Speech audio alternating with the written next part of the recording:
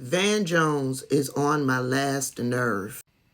Van Jones apologizes to the Jewish community for the silence of my community being the Black community, allowing an African-American icon praising the man with the mustache and his gang of merry men, and we act like we don't know where that hatred came from.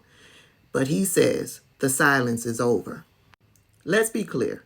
Van Jones does not speak for the Black community.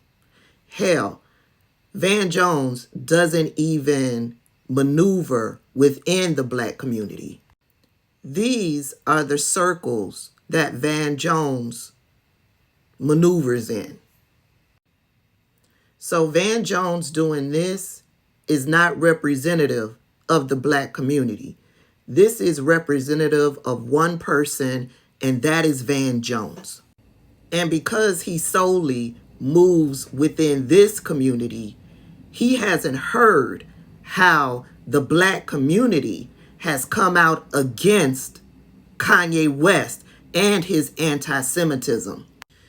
But shout out to the ladies of The View for calling Van Jones out for who he really is. Now, Van, you do spend a lot of time, threading the middle and trying to unite people. But there are those who really accuse you of being a political opportunist, a chameleon, so to speak, who provided racial cover for former disgraced, twice impeached President Trump.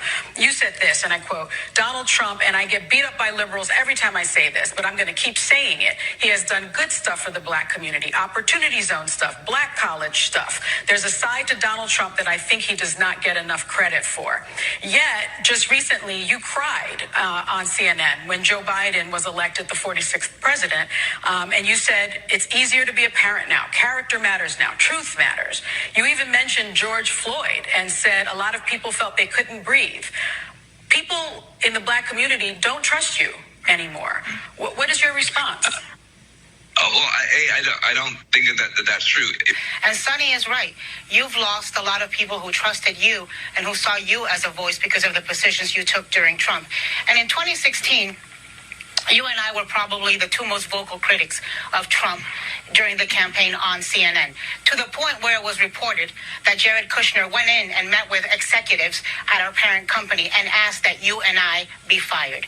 And then, all of a sudden you show up working with Nepotism Barbie and Nepotism Ken, and you work and showing up, in pictures with Eric Trump and with Candace Owens. And so I think there's people who wonder, and I'm one of them, how did that evolution happen? How did you go from being this very principled critic of the Trump administration, as I was, to all of a sudden being in the White House, celebrating them with them and being, and posing for pictures with Candace Owens? I mean, can you explain the evolution to people who are puzzled by it? There's no evolution.